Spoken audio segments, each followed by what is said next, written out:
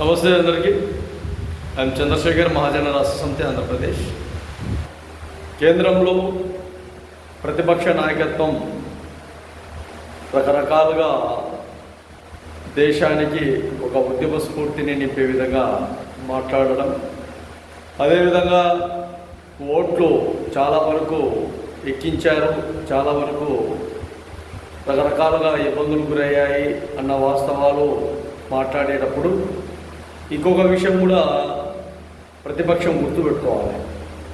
ఎక్కడైనా ఇక్కడ ఎప్పుడైతే మనం ఓట్లు వేసే మిషన్లు ఉన్నాయో, ఈవీఎంలు, ఆ ఈవీఎంలు ఎంతవరకు నకిలీ, ఎంతవరకు ఒరిజినల్, ఎంతవరకు ప్రజల ఓట్లను ఈవీఎంల ద్వారా నాయకులకు సేఫ్టీగా ఉన్నాయా, లేదంటే ఓటర్లకు సేఫ్టీగా ఉన్నాయా, లేదంటే పార్టీలకు సేఫ్టీగా ఉన్నాయా అన్న కోణంలో కూడా గౌరవ రాహుల్ గాంధీ గారు మాట్లాడాలి.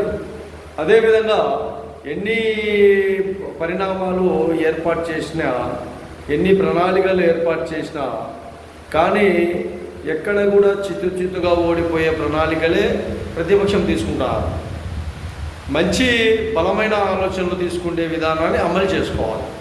బాగా గుర్తుపెట్టుకోండి, ప్రతిపక్ష నాయకత్వం ఎక్కడైనా కానీ అజెండాగా నిలబడాలి, ప్రజలకు అండదండగా నిలబడాలి.